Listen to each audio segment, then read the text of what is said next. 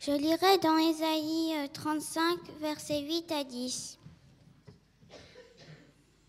Il y aura là un chemin frayé, une route qu'on appellera la voie sainte. Nul impur n'y passera. Elle sera pour eux seuls, ceux qui la suivront. Même les insensés ne pourront s'égarer. Sur cette route, point de lion, nulle bête féroce ne la prendra. Nul ne s'y rencontrera. Les délivrés y marcheront. Les rachetés de l'Éternel retourneront. Ils iront à Sion avec chant de triomphe, et une joie éternelle couronnera leur tête. L'allégresse et la joie s'approcheront, la douleur et les gémissements s'enfuiront. Amen. Bonjour à tous, chers frères et sœurs. J'espère que vous avez passé une bonne semaine, en tout cas ensoleillée. Ça, c'était vraiment positif. L'un des effets positifs pour le moment du réchauffement climatique. Aujourd'hui, c'est la journée de la femme, journée mondiale. Et oui, nous avons une journée. Alors, on célèbre la cause des femmes. On peut dresser le bilan de la condition féminine. Nous aurions pu faire le choix de dire ce qui va, ce qui ne va pas, ou ce qui reste tout simplement à améliorer. Nous aurions pu faire énumérer l'ensemble des luttes, des victoires que les femmes ont pu conquérir presque à la force du poignet, en tout cas avec beaucoup de détermination. On aurait pu parler de la répartition du travail domestique qui n'a varié depuis les années 80 que de 17 minutes. Nous aurions pu parler également des violences faites aux femmes et nous savons qu'à travers le monde, eh bien, c'est un lieu commun. Alors aujourd'hui, puisque c'est notre journée, nous allons militer. Je vous propose de prendre avec moi Marc 8 à partir du verset 14.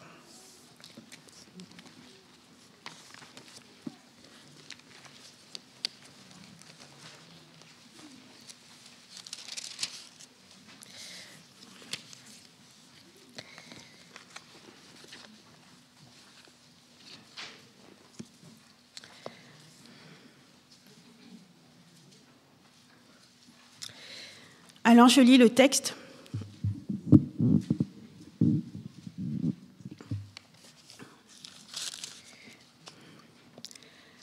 Les disciples avaient oublié d'emporter des pains. Et ils n'en avaient qu'un seul avec eux dans la barque. Alors, cette scène se situe après le miracle de la multiplication des pains. Ils avaient oublié. Il n'y en avait qu'un seul avec eux, ils étaient 12 disciples. Jésus leur fit alors cette recommandation. Attention, gardez-vous du levain des pharisiens et du levain d'Hérode. Les disciples se mirent à discuter entre eux parce qu'ils n'avaient pas de pain. Jésus s'en aperçut et leur demanda « Pourquoi discutez-vous parce que vous n'avez pas de pain ? Ne comprenez-vous pas encore ? Ne saisissez-vous pas ? Avez-vous l'esprit bouché ? Vous avez des yeux, ne voyez-vous pas ? Vous avez des oreilles, n'entendez-vous pas ? Ne vous rappelez-vous pas, quand j'ai rompu 5 pains pour les 5000 hommes, combien de corbeilles pleines de morceaux avez-vous emportés ? 12, répondirent-ils. Et quand j'ai rompu les 7 pains pour les 4000 personnes, demanda Jésus, combien de corbeilles pleines de morceaux avez-vous emportés ?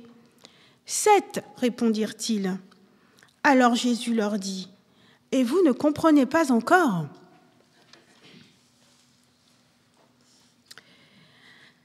Scène classique qui pourrait être une scène d'un couple chrétien. Prenons par exemple dans une voiture au cœur d'un embouteillage. Je dis couple chrétien parce que les deux se prévalent du nom de disciples. Évidemment, les reproches fusent.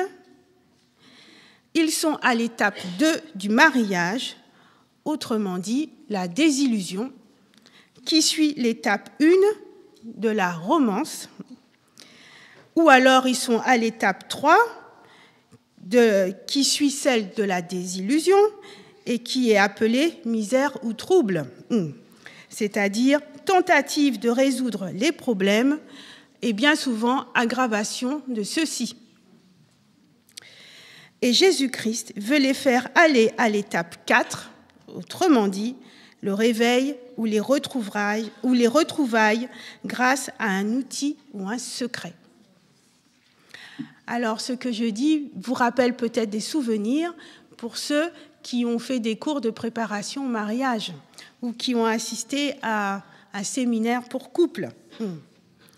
Alors, nous ne savons pas bien où se trouve ce couple. En tout cas, entre 2 et 3, ou désillusion, ou misère ou trouble, ou aggravation, approfondissement de la désillusion. Et Jésus veut les faire évoluer. Jésus intervient donc dans cette scène où les disciples avaient oublié d'emporter des pains alors qu'ils en avaient distribué des milliers. Il intervient en disant « Gardez-vous du levain des pharisiens et du levain d'Hérode ». Les disciples se mettent à discuter entre eux parce qu'ils n'avaient pas de pain. Incroyable, mais vrai, les disciples zappent Jésus. Non seulement ils le zappent, mais ils continuent à discuter entre eux. Incroyable. Est-ce que vous imaginez cette scène ? Incroyable, mais ne les blâmons pas trop vite. Car portant le nom de disciples, ils sont notre miroir. Ils sont là, dans le bateau, à se disputer parce que chacun comptait sur l'autre pour penser à amener du pain. Phase 3. Misère ou trouble. Tentative de résoudre les problèmes. Évidemment, tout s'aggrave. Et oui, Jésus intervient en disant « Gardez-vous du levain des pharisiens et du levain d'Hérode ». Pourquoi ? Le pain, le levain, quel rapport avec le problème des disciples qui se disputent parce qu'ils n'ont pas de pain ? Nous allons lire ensemble Luc 12, versets 1 à 7.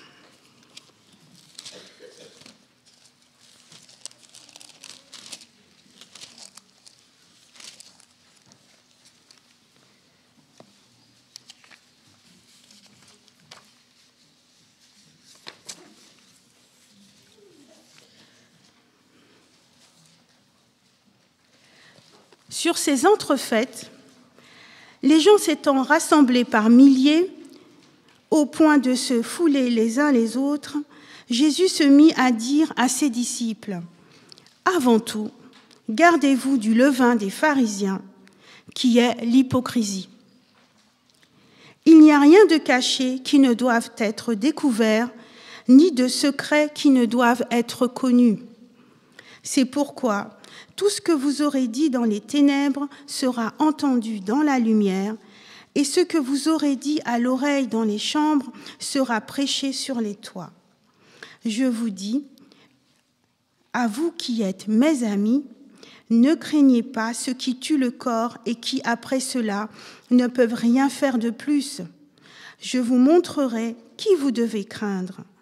Craignez celui qui, après avoir tué, a le pouvoir de jeter dans la géhenne.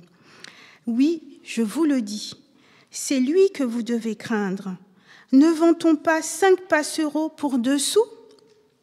Cependant, Pas un d'eux n'est oublié devant Dieu. Et même les cheveux de votre tête sont tous comptés. Ne craignez donc point, vous valez plus que beaucoup de passereaux. Le levain est donc l'hypocrisie.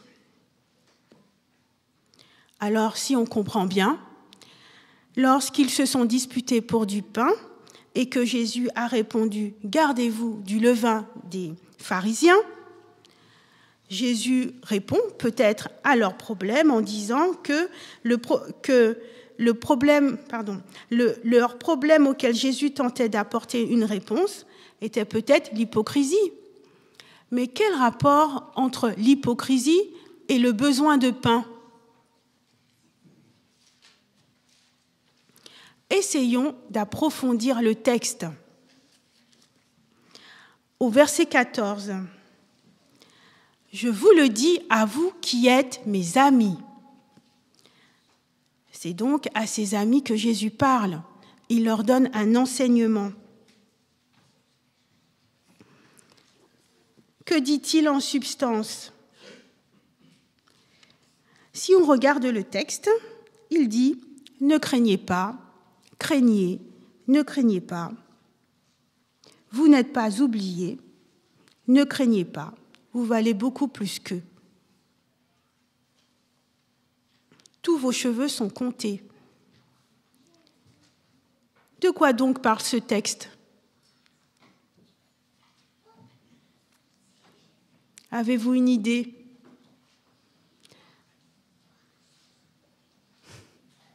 À cette reprise, il parle de crainte et de confiance. De quoi parle donc le texte ? Il parle de crainte et de confiance. Voilà le cœur du problème des disciples. Ils avaient peur de manquer. Il était là le cœur de leur problème. C'est pourquoi Jésus leur dit « Garde-vous du levain des pharisiens ». Quelle est donc l'attitude des pharisiens ? Ils ont l'apparence de la piété, mais renient ce qui en fait la force, nous dit 2 Timothée 3 au verset 5. Qu'est-ce qui fait la force de la piété ?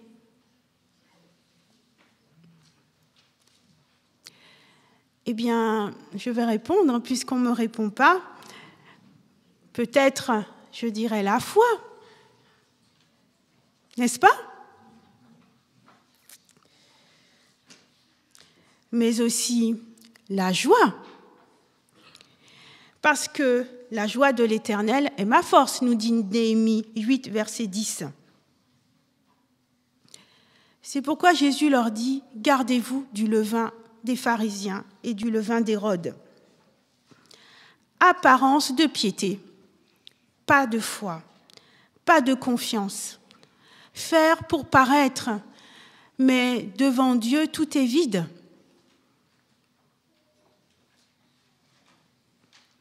Mais revenons à la traversée, non pas du désert, mais du lac pour les disciples.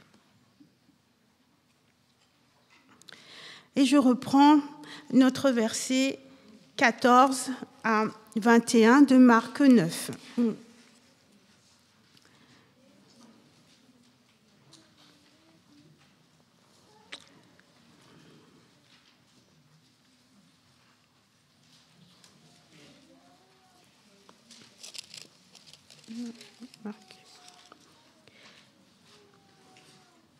De Marc 8, pardon. Regardons le texte à nouveau. Les disciples avaient donc oublié de prendre des pains. Ils n'en avaient qu'un seul, avec eux dans la barque. Jésus leur fit cette recommandation. « Gardez-vous avec soin du levain des pharisiens et du levain d'Hérode. » Les disciples raisonnaient entre eux en disant « C'est parce que nous n'avons pas de pain. » Jésus, l'ayant connu, leur dit « Pourquoi raisonnez-vous sur ce que vous n'avez pas de pain ? Ici donc, plus besoin de commentaires. Derrière leur malheur apparent se cachait leur Créateur qui voulait guérir ses enfants de leur maladie. Ou pourrait-on dire aveuglement, surdité, perte de mémoire. Êtes-vous encore sans intelligence? Ne comprenez-vous pas? Avez-vous le cœur endurci? Ayant des yeux, ne voyez-vous pas? Ça, c'est l'aveuglement. Ayant des oreilles, n'entendez-vous pas? Ça, c'est la surdité. Et n'avez-vous point de mémoire? Jésus pose des questions. Jésus veut les guérir. Ils sont stressés. Ils ne le voient même pas. Ils le zappent. Et Jésus tente d'intervenir afin de les amener à comprendre quelque chose. Derrière cet oubli du pain, qui est somme toute complètement humain, qui cause tant de stress, une telle multitude de pensées, Jésus est là, à côté d'eux.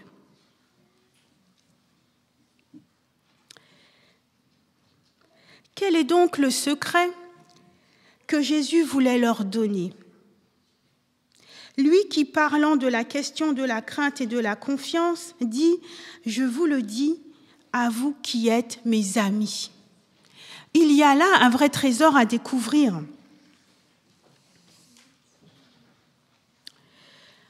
Essayons de détailler la situation et de voir dans quelle mesure nous pouvons en tirer nous-mêmes un enseignement. Ils sont stressés, les disciples.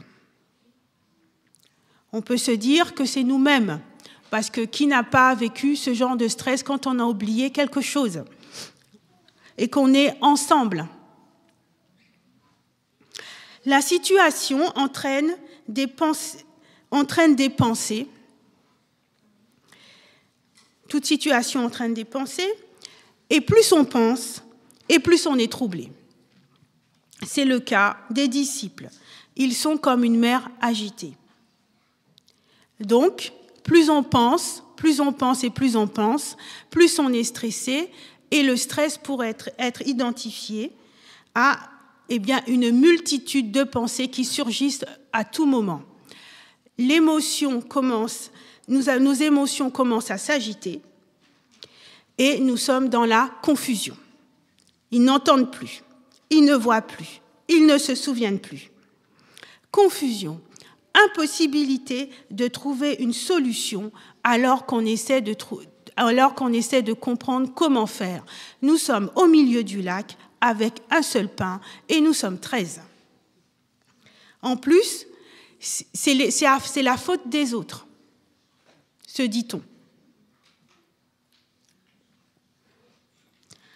Jésus, le grand médecin, voyant leurs troubles, entreprend de les apaiser en leur faisant fixer leur esprit sur ce qui est réel et sur la réponse à la question posée.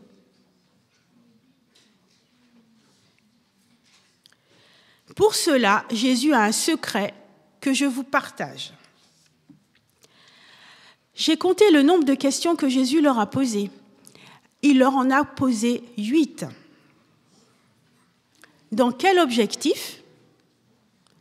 Dans le but de leur permettre de prendre conscience de leur état de stress. Le nombre d'émotions négatives qu'ils sont en train de vivre est la preuve qu'ils sont stressés et donc qu'ils sont dans un état qui leur interdit de pouvoir comprendre ce qu'ils sont en train de vivre et de pouvoir trouver une solution à leurs problèmes. Trop de pensées en même temps, c'est la confusion. Alors Jésus va focaliser leur esprit sur ce qui est réel.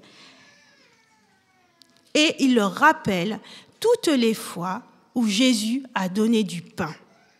C'est-à-dire que Jésus les détourne de ce qu'ils ont peur et leur dit « Regardez toutes les fois où je vous ai donné du pain ».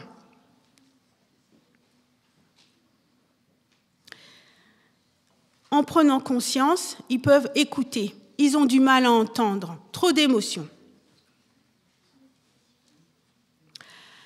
Pour nous, c'est la même chose. Pour nous aussi, Jésus est à côté de nous. Toujours. Quand une nouvelle situation vient et qu'elle provoque en nous de l'anxiété et donc du stress, il y a un moyen efficace de pouvoir s'en sortir. Je vous ai dit en introduction que nous allions militer. C'est la journée de la femme.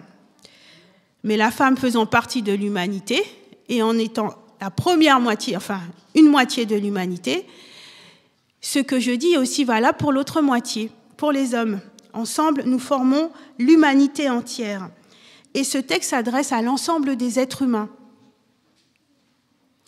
Lorsque les pensées s'agitent au fond de moi et qu'elles remplissent mon cerveau, la seule solution qui se présente à moi, c'est de faire retomber mes pensées. Et c'est ce que fait Jésus. Il pose une question qui demande aux disciples de réfléchir pour trouver la solution à la question. Et il recommence et il recommence. Autrement dit, il les amène à décider de s'apaiser. Un exemple. Comment faire dans notre vie? Une situation arrive. Eh bien, je peux décider de dire non au stress en disant tout simplement « Seigneur Jésus, je te fais confiance » et le répéter. « Seigneur Jésus, je te fais confiance ». Répétez-le avec moi. « Seigneur Jésus, je te fais confiance. Seigneur Jésus, je te fais confiance. Seigneur Jésus, je te fais confiance. » Jusqu'à ce que la paix revienne et que l'ensemble des pensées qui remplissent notre cerveau retombent. Jusqu'à ce qu'elles retombent et que nous soyons en mesure de recevoir la pensée qui nous donnera confiance. Il y a trop de choses dans la tête, on ne peut ni voir, ni entendre, ni voir, ni entendre, ni se souvenir. Il faut donc une action positive pour pouvoir voir, comprendre, se souvenir. Et c'est ce que Jésus fait avec les disciples. C'est très simple. C'est ce que je fais dans ma vie. Quand je l'ai compris, j'ai commencé à le faire. Seigneur, je te fais confiance. Et croyez-moi, c'est miraculeux. La paix vient s'installer à la place du stress et de la confusion. C'est une décision mentale parce que chacun d'entre nous dirige ses pensées et nos pensées nous conduisent à l'action. Donc nous avons besoin d'agir par la foi sur nos pensées pour pouvoir aller de l'avant. La confiance est donc une décision. Décider de faire confiance à Dieu. Et jusqu'à ce que la paix revienne et qu'une intuition jaillisse ou une solution au problème en réponse à la prière adressée à Dieu. Seigneur, je te fais confiance. Je te fais confiance. Je te fais confiance. Tant de merveilles dans cette expérience, n'est-ce pas? Dans cette expérience qu'ont vécu les disciples. Une histoire de pain. Avait-il pensé que Dieu était derrière cet oubli du pain? Non. Il y avait pourtant l'intervention divine parce que Dieu avait prévu que cet épisode nous soit rapporté pour nous aider à comprendre comment faire naturellement pour pouvoir nous en sortir. Dieu était derrière ce problème. Nous y voyons comment Dieu opère pour résoudre nos problèmes. Souvent, nous y voyons aussi que souvent, le problème auquel nous pensons devoir faire face n'est pas le réel. Ce n'est pas ça le problème qui est en jeu. Souvenez-vous, Jésus leur a parlé du levain des pharisiens. Souvent, Jésus a quelque chose à nous dire dans ce que nous vivons. Il est présent. Nous voyons aussi que pour entendre Jésus nous parler, il faut accueillir la situation sans la combattre. Autrement dit, lâcher prise. On vous a parlé de militer, mais militer pour lâcher prise. On accueille la situation, on lâche prise, parce que l'enjeu de ce que nous vivons n'est peut-être pas ce que nous imaginons. Cela ne veut pas dire qu'il faille se résigner, mais qu'il faille s'apaiser. Et l'apaisement de l'esprit est la première condition pour la soumission véritable à Dieu. Je dois dans toutes circonstances m'apaiser. Pour m'apaiser, je fais retomber mes pensées et afin de les focaliser sur qui est Dieu. S'apaiser pour être en mesure d'entendre. Comment pouvons-nous entendre? Jésus l'a montré avec autorité. 8 questions. En focalisant sa pensée sur les attributs de Dieu, sa fidélité, ses miracles, sa personnalité. Seigneur, je te fais confiance. Tu es bon et fidèle. Seigneur, je te fais confiance. Tu es tout-puissant. Seigneur, je te fais confiance. Tu m'entoures. Seigneur, je te fais confiance, tu m'inspires, tu l'as fait pour ceux qui étaient là avant moi, et je me souviens de ce que tu as fait pour moi. Seigneur, je te fais confiance, et j'accueille ce que je vis dans la paix. Donne-moi ton Saint-Esprit, inspire-moi. Seigneur, je te fais confiance. Le résultat, la paix, suivie toujours du miracle. Seigneur, je te fais confiance. Facile à dire, me direz-vous. Facile à dire, je le dis du haut de la chair. Mais on objectera que dès que je suis stressée, je suis en mode automatique. Et donc là, je ne pense plus à rien, je ne peux plus rien faire, je fonctionne. Voulez-vous expérimenter ce chemin de guérison émotionnelle? Le voulez-vous? Il y a un secret. Je le dis tout doucement. Il faut créer une nouvelle habitude. Il faut créer une nouvelle bonne habitude pour chasser la mauvaise habitude de l'affolement et de la confusion. Les psychologues comportementalistes disent qu'il faut 21 jours au cerveau pour créer une habitude. Peut-être que certains d'entre vous, comme moi je l'ai fait, eh bien quand mes enfants étaient confrontés au fait d'apprendre les tables de multiplication et que ils avaient du mal à mémoriser, eh bien je leur disais, il faut répéter 16 fois pour que tu le saches par cœur, et en plus tu le fais, au bout de 21 jours, ce sera acquis.